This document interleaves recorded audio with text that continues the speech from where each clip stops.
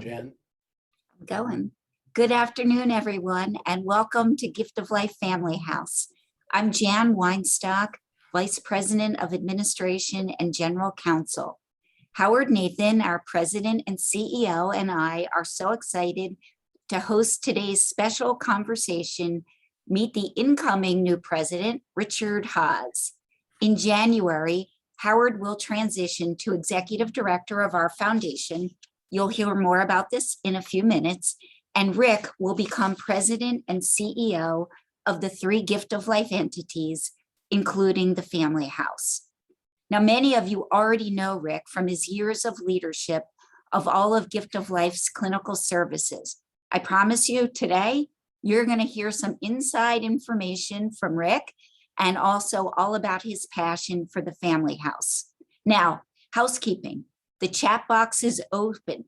We are thrilled to see your names. We can't wait to see you in person. Send your questions, send your love, and thank you for everything you've done to help us save lives and create a home away from home for all of our families. Now, please make sure you stay tuned through the end of the program because you'll hear about a special opportunity to win some Family House swag. And we know you love our swag. So an update on Family House happenings. In July, we marked our 10th anniversary. Hooray! Since we opened our doors. Many of you were actually with us that day. And we launched in this summer our Journey of Hope fundraising campaign to honor the families we serve and to support families for the future. One of those families is Joe Mansour's. Joe was just 16 when he received his life-saving heart transplant. He's in college now, and Joe shares that the house made things easier for me and my family. In his words, I am so very grateful. Learn more about Joe, his entire family, and our Journey to Hope campaign by visiting our website. To celebrate our 10th anniversary this summer, we installed our chimes of hope. They are beautiful. They resonate with the sounds of hope, resilience, and gratitude. Families ring the chimes to celebrate milestones, which is exactly what Jen did as she prepared to go home after staying 4 weeks at the house this summer following her life-saving double lung transplant. She stayed at the house with her parents and her fiance, Troy. Jen is a cystic fibrosis patient, and since her transplant, she's been planning her wedding. That is a picture of her fiance, Troy, there with her, and has been an advocate for the CF community, encouraging others to never give up and to always keep on fighting. And looking at who's in the chat box now, I know so many of you know this experience firsthand. We all look forward to seeing Jen's wedding pictures and hearing about her journey. And again, thank you to each of you for making it all possible. Because you stayed with us, we stayed open. I hope that you're proud when you see that the house remained open to families during the pandemic, and that more recently, we've been able to modify some of our restrictions. Our occupancy has increased to over 50%. And yes, several nights in October and November, we have been fully occupied, all 32 rooms. This picture is Donnie and Ellis Sellers from the great first state of Delaware. Alice received a life-saving liver transplant earlier this year, and they stayed with us. We know every number has a story. You're the ones who helped write the stories, and because of your commitment, we've been able to achieve the milestone of supporting over 75,000 lodging nights of care to transplant families. That's because of you.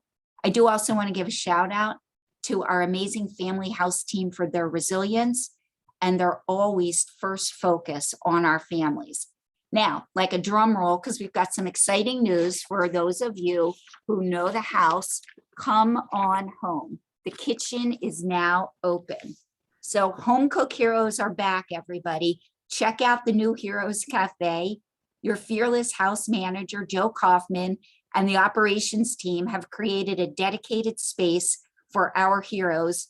With the help of plexiglass and a little ingenuity, of course, go online, please check out how to sign up and the guidelines that are in place. We want to see you back at the house.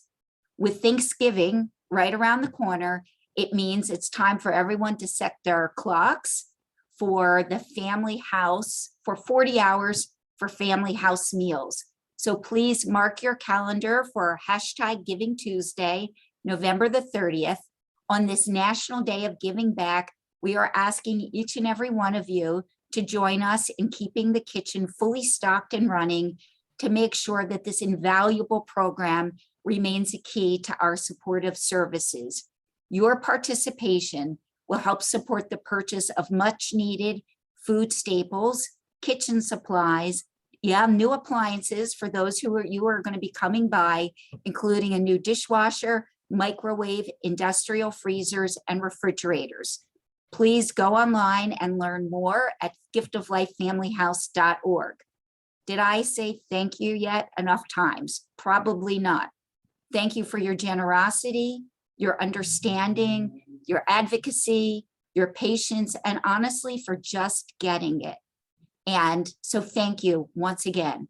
And now I want to turn things over to one of your very favorite people, Howard Nathan, President and CEO of Gift of Life. Howard? Well, thanks, Jan. And thank you for your commitment to the Family House. Most of you know that Jan really is the heart of the Family House and is the director of the Family House day to day. So thanks, Jan, for all your hard work over the last really now 12 years since we started construction. Welcome everybody to this very special webinar. I'm very pleased to be here. I think most of you know who I am. I've been president and CEO of Gift of Life since 1984. I began my career in 1978 as a transplant coordinator and helped found the Gift of Life Institute, a training center for organ procurement organizations in this country and around the world, and also the Family House that began when my sister had a liver transplant in 1991, when I recognized in the waiting room that families coming in out of town into Philadelphia for a transplant, their main worry was where they were going to stay with their family. And that's where the genesis of the Family House was born. And then after about 18 years, we got the approval to go ahead and we broke ground at our 35th Gift of Life anniversary to begin the Family House journey in raising money and doing the construction. Every step along the way, we really needed all of your help. And the reason it's been successful is because of your help and your support. I'm very excited today to tell you that I'll be leaving the Gift of Life President and CEO position as of January 4th, but I will be staying on as the Executive Director of the Transplant Foundation and continue our journey to help others. Today, I want to be able to introduce Rick Hasz, who will be becoming the incoming president in January 4th of 2022. I met Rick back in 1992, the summer of 1992, at a national meeting, and we had a conversation. Rick is actually originally from Hershey, PA, and he was working as a coordinator in Washington, DC, and I convinced him the right place to be was to come back home, and he became a satellite transplant coordinator in the Hershey, Lancaster area in 1993. Well, since that time, which is 28 years ago, Rick has grown tremendously and basically been the real secret sauce of a Gift of Life in making sure that everything we do clinically is the best anywhere in the world. Rick then became the Vice President of Clinical Services in 1999 after only being here 6 years. His day-to-day activities include our clinical operations for the most active OPO in the US. That includes our transplant coordinators, our hospital service educators, our organ preservationists, our iBank, our donation and transplant analytics, quality assurance, and tissue recovery. Rick has over 30 years of experience in this field, as considered really one of the world's experts. Under his leadership, we work 24/7 to address the critical needs for transplantation. And we work daily with our donor families, with the medical professionals in the hospitals, with our transplant teams and hospital administrators throughout the donation and transplant community. Rick has delivered lectures and education for more than 60 organizations and professional societies in the US and internationally. And he's participated in hundreds of publications leading our organization and telling the story of our best practices with scientific papers and abstracts. Now, some of the things that you may not know, but Rick really has been behind the scenes for very innovative procedures that have happened through Gift of Life. For example, the first vascular composite allografts donation and transplantation, our face and hand transplants. You may remember Zion Harvey, the first pediatric hand transplant, bilateral hand transplant recipient in the world that happened here at CHOP. Well, Rick was behind the scenes, making sure that every step of that procedure was flawless and worked together with our team and CHOP to make sure that everything was successful. And we're happy to report now, almost 7 years later, Zion Harvey's doing terrific. Rick also, can you go back? Thank you. Rick also helped coordinate the first uterus transplant in Philadelphia. It was the second only in the US, and baby Benjamin was born, and he is doing quite well. The first US African-American face transplant, the first successful face and bilateral hand transplants, all because of donors from our region.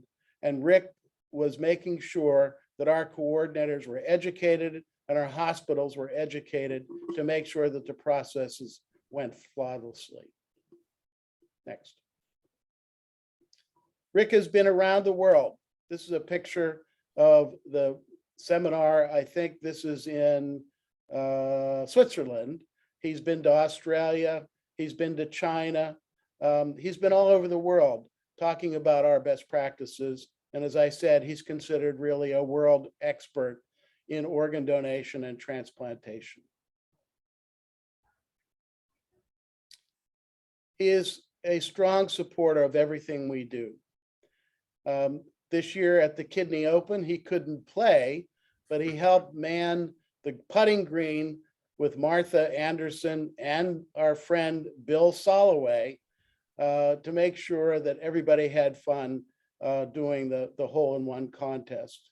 But he's been there for the Donor Dash, now going on 25 years, our president's reception, and everything that Gift of Life is about. Rick has been there.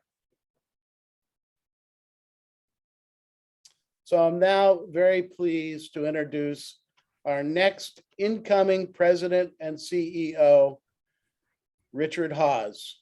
Rick, take it away.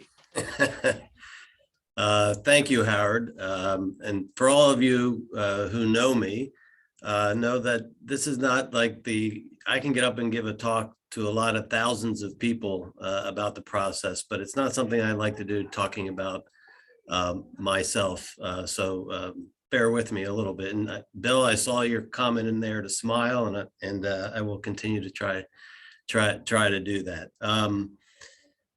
I think it was Sir Isaac Newton who said, all that I have achieved is really because I stood on the shoulders of giants.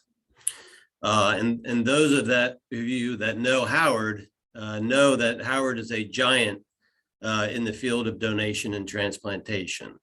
And so all that I have learned, all that I have achieved, really wouldn't have been possible without his tutelage, his mentorship, and most importantly, his friendship. So I just wanted to make sure we take that time and thank Howard, and recognize that, it was his vision with his sister that really created the family house. And it's my honor to be able to continue that tradition in every which way that I can. I'd also be remiss if I didn't recognize Jan. For those of you all who you all know Jan, she's really been the person to take this vision and make it a reality. And there's so much that goes into that, that we have to make sure we step back and recognize Jan for all the contributions to make Howard's vision of the family house and what it could be a reality. And then finally, to all the staff that are working at the family house, as well as that Gift of Life donor program.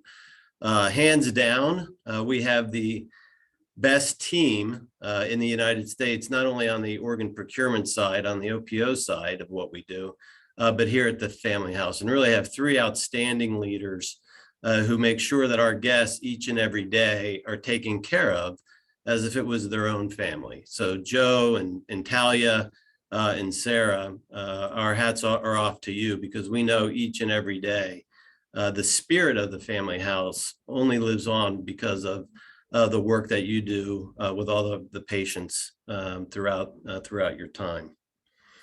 I thought I'd just share really three things that I think have uniquely prepared me for this journey as it relates to the family house.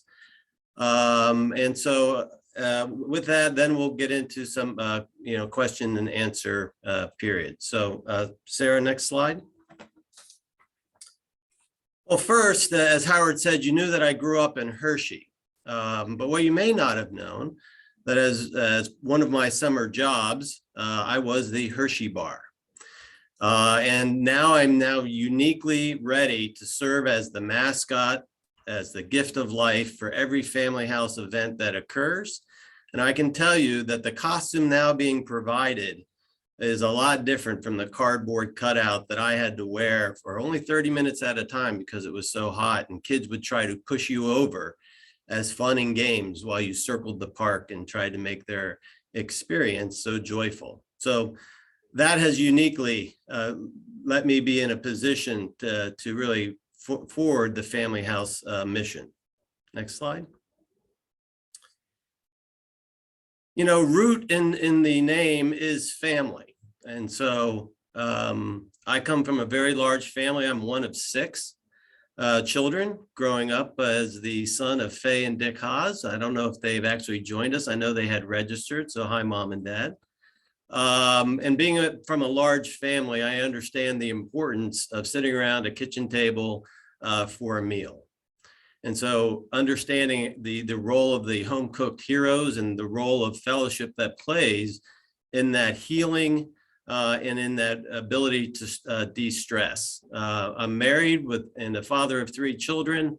And so I understand the importance of sitting around and making sure that you have that time as a family together. Next slide.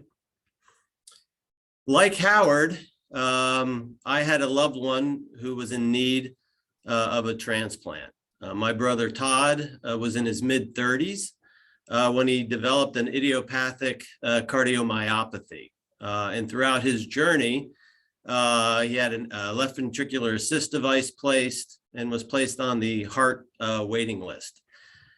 I understand the stress that can come from being a caregiver. My parents, who were retired at the time, my dad is a physician and my mom a nurse, quickly became Todd's primary caregiver. And I understand the stress of anxiety that waiting for a transplant and trying to understand this whole thing in the process and the importance of what that the House has done so well and has expanded the services through the caregiver lifeline. We know that families need information, they need to be helped along that journey, and by being that intersection is so important. Now, Todd, unfortunately, did not receive his gift of life. He died while he was waiting due to some complications from his assist device. But through my parents' generosity, he was able to become an organ, tissue, and eye donor. Next slide.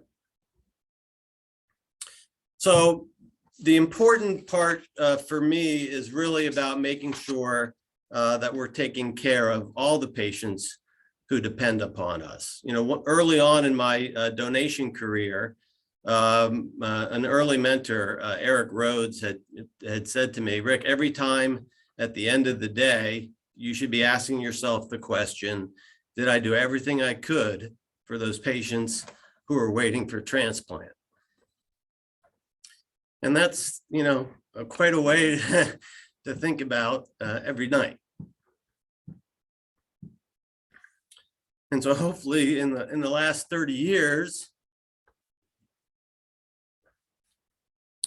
I get a little emotional about that, just knowing that, you know, I may not have been able to answer that as best I could for my brother. But I hope with your help, we can answer that for every other family who's waiting for a transplant. We know that the support that you provide is vital to people who are waiting transplant and on their journey. Our goal is to make sure that no one who's in need of a transplant will die waiting. That's always been the goal, and the Family House fits directly into that mission and into that support circle.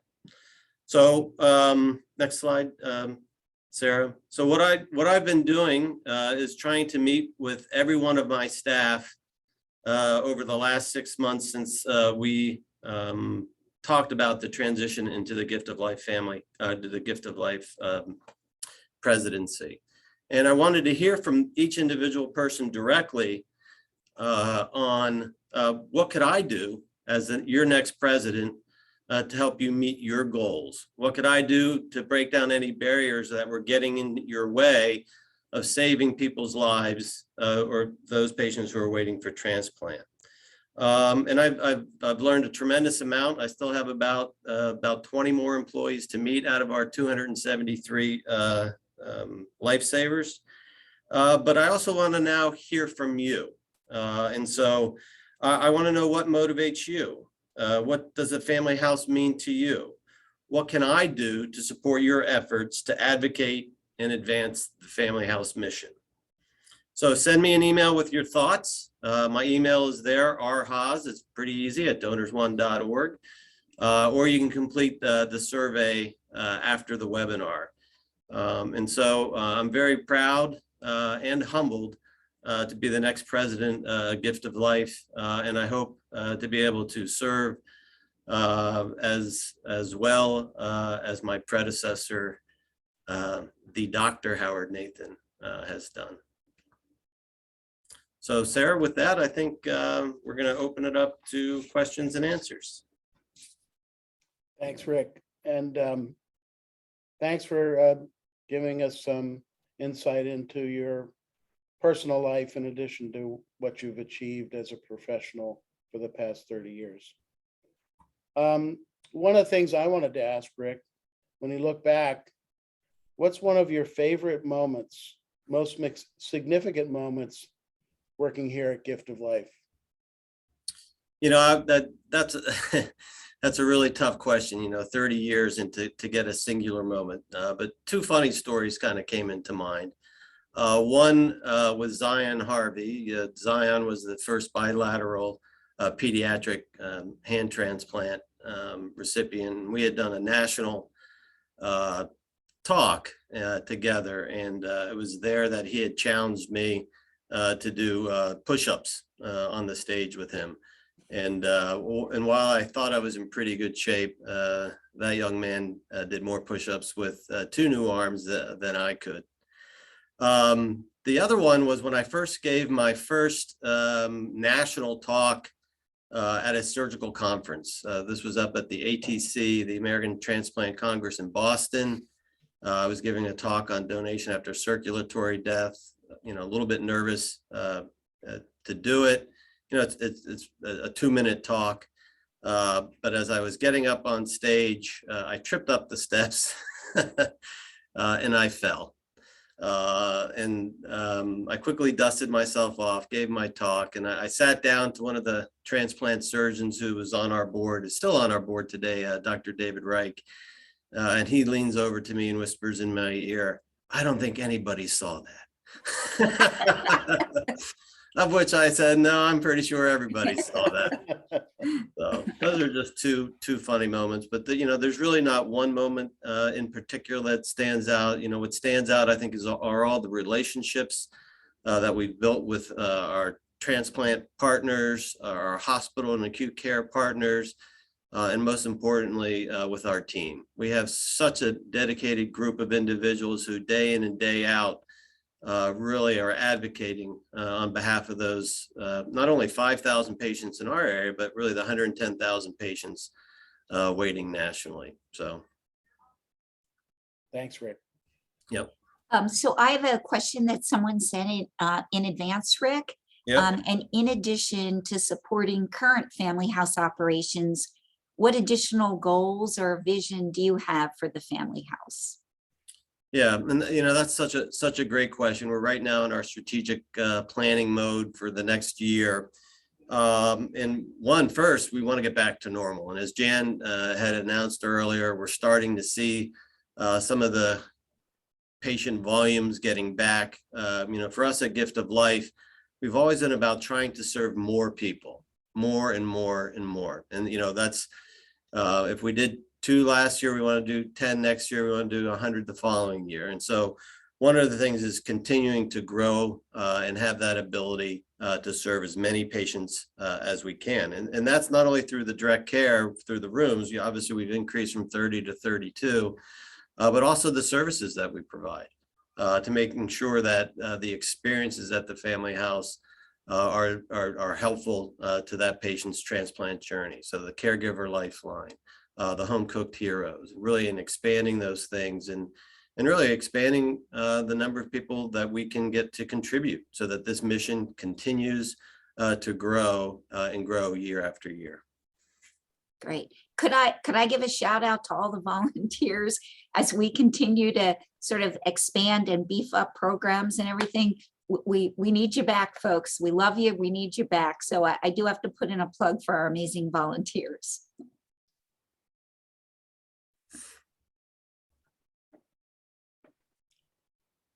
So Rick, you told us a little bit about your personal life, but let's talk about something that should be top of mind. Okay. What was your favorite vacation spot? Tell us about that. Favorite. Well, that's a good question. So they've got a lot of favorites on there. But the one that I think I remember the most, my brother-in-law, Billy, was getting married and he was having the wedding in Las Vegas. And then from there, we had scheduled a dude ranch vacation for our family out in Arizona. So we're at the wedding with the 3 kids and we were staying at Treasure Island. And everyone was saying, well, you got to see the boat show. You got to see the boat show. Well, at that time, I think our kids were 10 and 12. I don't remember the exact, but young. And we thought, oh, cool boat show with pirates. And we got out there in front of Treasure Island. And that boat show is not really for kids. But so that was the start of the vacation, learning a little bit more about Las Vegas, but going out to the dude ranch and being a dude hand for a week and riding horses and spending time in the desert outside, really trying to do, my favorite vacations are one in which we can be active. But also a lot of vacations were really family vacations where the Hasz clan and crew got together down in Emerald Isle. We had 30 people gathering at a beach house. So those are some of my favorite vacations. Sounds good. You actually have a question that came up from our friend Ursel at Temple. Oh, Ursel, how are you? She asked, what are you going to do to improve hospital and gift of life relationships? So it's Yeah. not about the family house, but it's about the gift of life job. Yep. Gift of life, for our success, it depends on those relationships, as Ursel talks about, and the relationships with the nurses, the physicians, who entrust our coordinators into the care of those potential donor families. And then we work side by side with them in the medical management to make sure that we're testing the organs and allocating the organs appropriately. And so one of the things that we're going to be doing ourselves, which is hopefully going to be opening in April of next year, is trying to take some of that work off of the donor hospital and move it to a central location. And so we're going to be opening a donor care unit, which will be a specific unit just for donors and their families, and to be able to take that patient from the hospital to this facility to do that care. So we hope that will help with some of the relationships. We know our hospital partners right now in dealing with COVID are really stretched to their limits. And we know that not only are the donor families the real heroes, but also all the ICU practitioners over the last couple of years, dealing with COVID, all the complications, and making sure that we're able to provide that service to families. So a lot of what we do through our hospital development program is really to make sure those relationships are not only good, but they're also effective. And so we're going to continue that work. Gwen O'Shaughnessy, who directs that for our program, has a lot of good things in store, and hopefully hearing feedback from our partners will help us improve wherever we can. Rick, another question came in earlier in the program. Can you briefly describe what the foundation does? Sure. The foundation is a support organization to the Gift of Life donor program. And underneath the foundation is the Gift of Life Institute, which is the training center. Was Howard's vision that, because of our success and what we've done here locally, that we had an obligation and an opportunity really to train other donation and transplant professionals about our practice and spread those best practices. Since this was started, we've trained thousands and thousands of OPO professionals, not only locally, but as Howard has said, internationally. Underneath the foundation, we also have the Transplant Pregnancy Registry International, which tracks all patients, transplant patients who have given birth or have fathered a child after they had received their transplant, and to help inform patients and counseling patients who are transplant recipients about what the risks that may be with some of the immunosuppressive drugs. And they've published hundreds of articles and abstracts that really have helped guide professionals into recipient care who are thinking about getting pregnant. And then the other thing with the foundation is really making sure we have support grants to innovation and research, supporting, the Family House directly supports, the centers in the Philadelphia region, but we also support patients outside of our region in the Hershey area, in the Harrisburg area, in the Lehigh Valley, in Delaware, by providing grants to those transplant centers to make sure we're taking care of transplant recipients' needs with lodging and food and things like that. So the foundation is really and looking forward to working with Howard in growing the footprint of the foundation. There's a lot of change going on in organ procurement organizations and how we can help them perform better. And because of the changes in allocation, that can mean more patients in our area getting transplants. So really looking forward to Howard's leadership and helping us grow that even more in the future. Rick, a question came in from our friend Sid Smith. He says, how soon do you think animal organs or synthetic organs will be a viable option for transplant? So that's a very timely and great question. I actually asked that to our medical director when we were sitting next to each other at a conference just yesterday.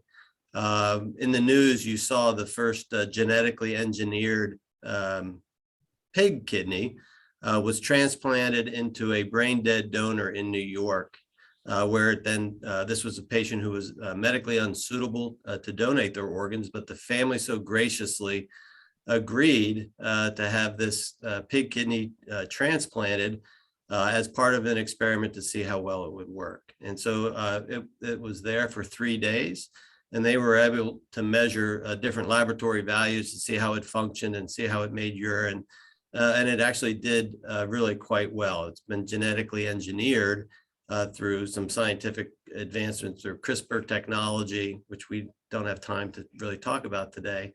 But it was probably the biggest advancement. Bob Montgomery, who is the chief of transplant at NYU, actually gave us a talk to our local area just about a week ago about this. And we think, when you talk about xenotransplantation, transplant from animals, it's 10 years away. And so when I asked that question to Dr. Moritz, our medical director, he said, well, I think we're still 10 years away.